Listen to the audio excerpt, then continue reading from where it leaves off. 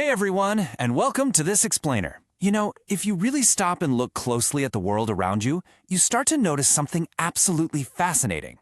Pretty much everything built by human hands, from the towering skyscrapers and massive cities, right down to the cozy layout of your own living room, is governed by a hidden, invisible blueprint.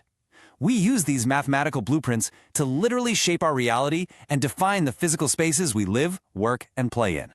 So today, we're going to unpack the essential concepts of area and perimeter.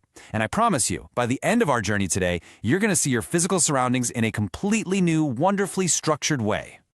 To kick things off, I want you to just visualize a vast, sprawling piece of farmland for a second. Imagine this rich soil stretching out, totally ready for a new season. Now, think about the very practical, physical challenge of actually enclosing that land safely. If you were the farmer and you needed to build a sturdy, protective fence to keep animals out, how would you figure out exactly how much wooden fencing or wire you needed to buy at the hardware store? Well, you can't just guess, right? You need a totally precise measurement of that outer edge. But actually, a farm isn't just about the fence that protects it. The true value, the whole point of the farm, lies within those borders. So, let's shift our focus from that outer boundary to the immense, fertile space inside. If you need to buy seeds to plant, say, wheat or corn, how do you figure out exactly how many crops can fit on that surface? See, you're dealing with two entirely different types of measurement here, the outer edge and the interior space. And mastering the difference between the two is honestly one of the most powerful, everyday tools you can possibly learn. Okay, let's dive into this. We're essentially looking at two fundamental ideas here. First up, we have perimeter. Think of perimeter as your protective outer shell. It's the total length of the boundary enclosing a shape. If you were to walk along the exact edge of a property until you got right back to your starting point, the actual distance you walked, that's the perimeter. On the flip side of that, we have area. Area is the valuable internal surface. It measures the total space contained entirely within that boundary. It's not a line, it's a flat surface, and it's always measured in squares. So let's establish a foundational cheat sheet. We need a way to cleanly break down the essential mathematical formulas used to measure the three most common shapes you'll encounter: squares, rectangles, and circles. For a square, the perimeter is super easy. It's just 4 times its side, or 4a, and its area is the side squared, a squared.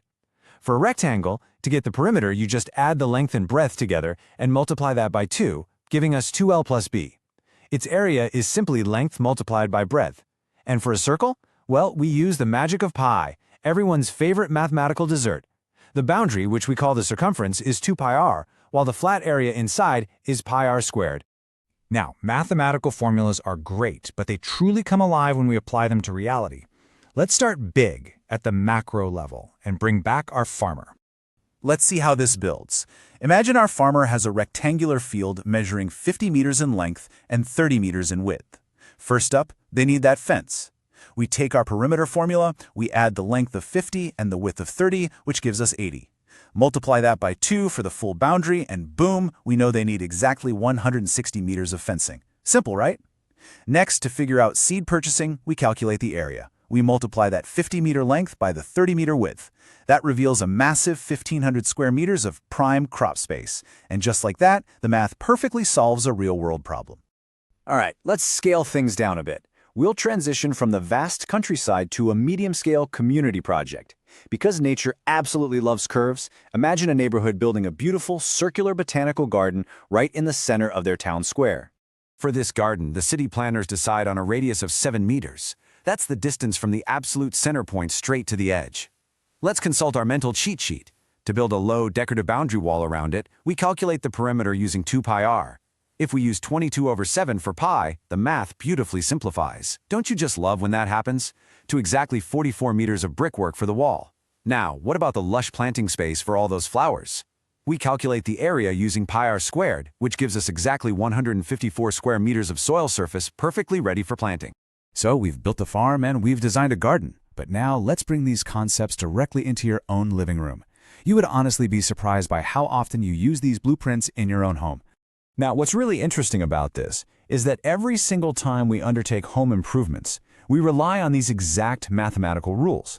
If you want to lay new floor tiles in your kitchen, you don't buy tiles by measuring the walls.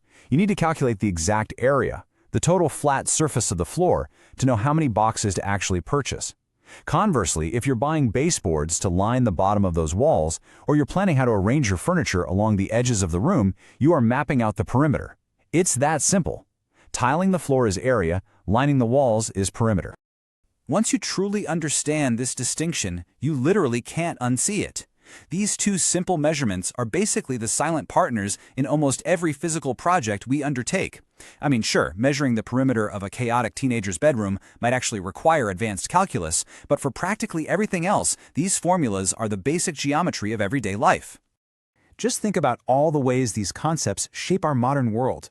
Fencing properties clearly relies on perimeter. In home construction, figuring out how many gallons of paint to buy absolutely requires knowing the area of your walls. Landscaping relies on a mix of both. Urban planners measure the width and length of roads to calculate the surface area for paving. And civil engineers designing local sports grounds, they need to meticulously calculate both the boundaries and the playing surfaces to get it exactly right. Well, we've gone over the formulas and some real-world examples. Now it's time for a practical challenge. Grab a mental pencil because you're going to calculate this one yourself. Here is your challenge. Imagine a local school needs to upgrade its facilities. They have a rectangular school ground that measures exactly 60 meters in length and 40 meters in width. The school administration desperately needs to know two things to budget for the project. First, how much fencing is required to safely enclose the entire perimeter. And second, how much total area is inside that fence for the students to actually play on. Take a few seconds, run the numbers in your head. 60 by 40. All right, do you have your answers? Let's check the boundary first. The perimeter of our 60 by 40 meter rectangle is calculated by adding 60 plus 40 to get 100 and then doubling it to account for all four sides. That means the school needs to purchase exactly 200 meters of fencing to safely enclose those students. And this brilliantly illustrates the next part. Look at the sheer scale of the interior space. To find the play area, we just multiply the length of 60 meters by the width of 40 meters. 6 times 4 is 24. Slap on our zeros, and we get a massive 2,400 square meters of pure playing surface. Look at that staggering difference. 200 meters of boundary holding in 2,400 square meters of space. If you got those numbers right in your head, fantastic job. You are actively using the mathematical blueprints of reality. So the crucial takeaway here is this. Perimeter is the boundary, area is the surface within. From a sprawling agricultural farm to the tiles on your kitchen floor, from a circular botanical garden to a local school playground, these concepts are absolutely everywhere. Understanding area and perimeter doesn't just mean passing a math test. It means truly understanding how to measure, manage, and shape our world. I really hope this explainer has completely transformed the way you look at the spaces around you. If you found this breakdown of area and perimeter helpful, please hit that subscribe button and share my channel with others. Whether it's for school, a DIY home improvement project, or just satisfying your own curiosity, we'll keep exploring the fascinating blueprints of reality together in our future explainers. But before you go, take a quick look at the room you're sitting in right now. Can you calculate its perimeter in your head? Subscribe and share my channel.